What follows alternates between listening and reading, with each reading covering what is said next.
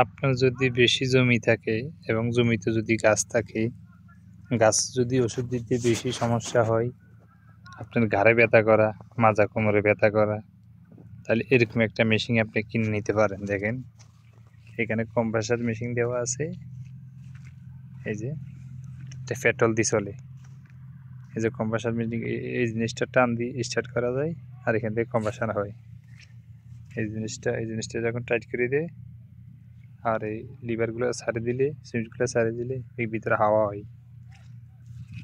এখান থেকে ঠিক এই যে হলুদ পাইপটা দেখেন, এই পাইপ দিয়ে ওষুধটা বাইরে একদম অনেক জায়গা পর্যন্ত দেওয়া যায়। এই যে পুরা মাজরার মধ্যে এই গাড়িটা দিয়ে ওষুধ দেওয়া হয়। এইখানে পানির ধারণ ক্ষমতা হচ্ছে 1000 লিটার। দেখছেন, এই যে 1000 লিটার পর্যন্ত পানি আপনি একসাথে ওষুধ মিক্সচার করে ওষুধ দিতে পারবেন।